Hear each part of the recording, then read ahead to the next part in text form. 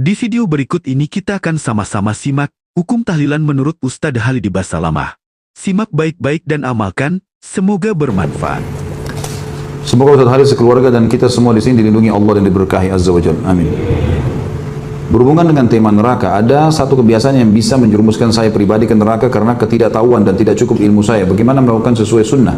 Karena saya takut asal ikut-ikutan. Kebiasaan tersebut adalah tahlilan atau ngelayat.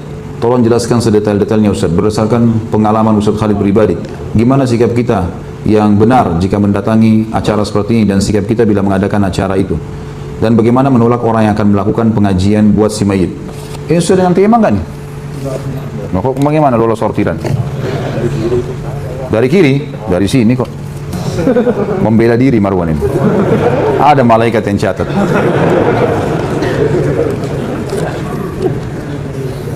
Terus teman-teman sekalian, tahlil adalah, saya sudah sering jawab ini, dan pertanyaan seperti ini sudah sering diulang-ulangi, selalu diulang-ulangi. Ini yang saya bilang semestinya tidak usah ditanya lagi. Kalau sudah lihat bisa lihat di YouTube ya. Karena saya lihat pertanyaan seperti ini yang selalu dijadikan sebagai pemicu. Ya. Ini Ustadz Wahabi nih, larang berzikir. Padahal dia tidak paham apa yang kita jelaskan. Tahlil adalah la ilaha illallah. Bagus tahlil itu. Tahmid, alhamdulillah. Takbir, Allahu Akbar. Zikir adalah ibadah kepada Allah. Bahkan satu-satunya ibadah yang dari dunia sampai ke surga masih dikerjakan hanya zikir. Sholat sudah nggak ada, haji nggak ada, zakat sudah nggak ada di surga, tapi zikir selalu. Nggak bisa lepas itu. Karena nafas mereka ahli surga, nanti kita belajar di dalam buku kita ini, itu adalah tasbih dan takbir, tahlil. Mereka selalu menyebut, memuji Allah di surga. Jadi ini ibadah tidak pernah luput ini, gitu kan? Kalau teman-teman ikuti ceramah di YouTube, saya juga panjang lebar jelaskan sebagian darinya, penjelasan masalah ini di judul Dahsyatnya Doa. Panjang lebar saya jelaskan masalah itu. Tapi yang jelas teman-teman sekalian, zikir adalah ibadah kepada Allah. Cuman setiap ibadah yang kita kerjakan harus sesuai panduan Nabi SAW. Begitu. Zikir Nabi kerjakan iya, zikir habis sholat, ada zikir pagi sore, gitu kan? Ada zikir yang beliau baca, misal atau doa dibaca pada malam hari, ada dibaca pada saat sujud, pada saat ruku, ada tempat-tempatnya semua. Nabi SAW kalau memandu itu, ada yang ditentukan tempat-tempatnya, ditentukan jumlahnya, gitu kan? Baik, sekarang kita yang ditanya sekarang bagaimana kalau ada orang mati lalu mengadakan acara zikir? Bagaimana acara ini? Baik, tanya sekarang. Apakah Nabi SAW kalau ada orang mati berzikir di situ? Ada nggak riwayat yang menyebutkan? Satu saja riwayat, Nabi SAW pernah ada sahabat Nabi datang, orang mati panggil, ayo sini duduk berzikir, lalu suruh membaca semua zikir. Belum ada satu riwayat pun masalah itu. Jadi kalau kita menjelaskan ini, bukan, oh ini Ustadz larang zikir. Salah ini. Jangan begitu pemahamannya. Kita sedang memandu, meletakkan sesuatu pada tempatnya. Batu bata itu kalau ditaruh pada tempatnya, nanti tembok ini bisa rapi begini, ini karena batu batanya rapi, ya kan gitu. Kalau menonjol jadi jelek. Kalau kita sedang bertakziah, kita fahami dulu pertama sekali definisi takziah, meringankan beban keluarga mayit, bukan untuk mayit. Makanya Nabi SAW kalau takziah ada orang mati disuruh bawa makanan. Hai ahli Madinah, bawakan makanan keluarganya Ja'far. Waktu Ja'far mati syahid di perang Mu'tah. Karena mereka tertimpa apa yang tidak menimpa kalian. Hibur mereka, doain, gitu. Nabi SAW datang juga selama 3 hari. Tapi gak pernah Nabi duduk zikir sama mereka, gak pernah sama sekali. Jadi jangan, oh ini berarti larang zikir. Bukan, letakkan pada tempatnya saudaraku. Kenapa sih kalau kita contohi Rasulullah SAW, apa ruginya? Gak ada ruginya kan? Sesuai dengan beliau, jadi mudah, jadi simpel gitu. Saya pernah jelaskan ini. Tapi sekarang saya reviewkan, saya pernah mengalami ada mertua saya meninggal di Jawa Tengah, di Jawa Timur. Kemudian pada saat meninggal di rumah sakit, alhamdulillah kebetulan saya pas ada. Kemudian saya panggil adik ipar saya untuk ngurus sama-sama jenazah. Dibawa ke kampungnya di pedalaman di Jawa Timur. Saya pergi ke sana. Kemudian diuruslah jenazah. Saya panggil adik ipar saya ajarin caranya ini begini, cara mandikannya segala macam, bersihkan kotorannya. Udah selesai semuanya perawatannya, lalu kemudian kami taruh jenazahnya. Insya Allah sebentar lagi kita akan bawa ke masjid nih. Udah. Ada orang-orang datang semua, kemudian kita bawa ke masjid. Habis sholat di masjid, rupanya ada tradisi-tradisi yang ada. Biasanya orang berdiri dulu, ngomong dulu, segala macam, disuruh saksikan ini orang mati begini, isyhadu dan seterusnya. Khair semuanya gitu. Baiklah, ini waktu orang mertua saya meninggal, tidak pernah kita buat gitu. Habis dia disolati, sudah jemaah sekalian, sudah disolati, kita bawa ke masjid. Nabi SAW dalam riwayat dikatakan, solati sahabat langsung, sahabat berlumba-lumba memikul jenazah itu. Segera. Lalu kata Nabi SAW, kalau di punggung kalian orang saleh, maka dia, si jenazah itu, ruhnya akan berkata, sungguh gembira, kalian akan membawa dia ke satu tempat yang senang, menyenangkan. Lalu kalau dia orang buruk, maka itu seburuk-buruk yang ada di pundak kalian. Karena dia akan berkata, kemana kalian akan membawanya, sungguh celakalah dia. Begitu seterusnya, sampai dibawa ke kuburan.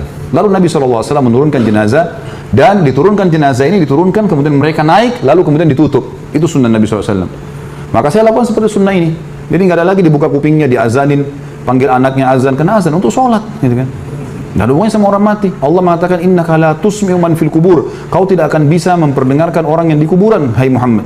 Selesai orang mati, mau diazanin untuk apa gitu? Ada yang lebih unik, ngajak bicara orang mati itu. Saya pernah lihat itu di kuburan, dia pegang kertas, orang-orang di sebelahnya nggak ngerti. Saya ngerti apa yang dia bilang. Hai fulan bin fulan, kalau malaikat mungkar nakir datang tanya siapa Tuhanmu, jawablah Allah. Kalau antum ada orang meninggal, antum ikut, antum lihat dia pegang kertas, itu dia ngomong sama orang mati biasanya. Kalau dia datang tanya siapa nabimu, bilang Muhammad SAW. Kalau datang tanya agama, bilang Islam, gitu kan. Jadi dia memandu orang mati. Apa yang mau dipanduin? Waktu masih hidup ajar, gitu. Jangan lagi mati. Baiklah, kita turunin jenazah itu, ditutup. Lalu saya naik sama ipar saya, sama satu orang lagi bantu. Setelah kami keluar ditutup. Rupanya saya nggak tahu di situ ada beberapa teman-teman kiai yang hadir. Kemudian setelah itu saya jalankan sunnah Nabi SAW. Apa sunnah Nabi? Nabi SAW waktu pernah mengubur sahabatnya, jenazah sahabatnya, langsung beliau berceramah tentang proses orang mukmin kalau ruhnya mati, maka akan datang 3 malaikat, di kiri kanannya malaikat rahmah membawakan kafan dari surga, malaikat maut di bulu-bulu kepalanya mengatakan, hai jiwa yang baik, keluarlah kepada pengampunan Tuhanmu. Lalu ruhnya keluar lebih mudah daripada air dari mulut kendi. Terus saja saya sampaikan, sampai saya sadari, ipar saya menangis dan orang-orang banyak yang nangis, karena riwayatnya panjang itu, tentang ruh orang beriman keluar, kemudian mengeluarkan bau lebih wangi dari bau kasturi, naik ke langit, semua malaikat menyambut ruh itu, kemudian terdengar Allah mengatakan, catatkan hambaku ini termasuk penghuni surga, kembalikan dari dunia, di sana saya ciptakan, di sana pula saya bangkitkan. Lalu diantar ruhnya bersamaan jasadnya dimasukkan oleh kerabatnya. 3 langkah mereka jalan masih terdengar suara sendalnya, kemudian baru datang malaikat mendudukan dia, tanya siapa Tuhanmu, siapa nabimu, apa kitabmu. Kalau dia orang mukmin, kata Nabi SAW, dia akan menjawab, yutsabbitullahu alladhina amanu bil qawli tsabiti fil hayatid dunya wa fil akhirah. Allah akan menetapkan lisan orang-orang beriman untuk menjawab di dunia dan di akhirat. Kata ulama tafsir, di dunia maksudnya adalah kalau ditanya kenapa kamu sholat, kenapa kamu puasa, kenapa kamu haji, kalau dia belajar wahyu dia bisa punya jawaban, gitu kan.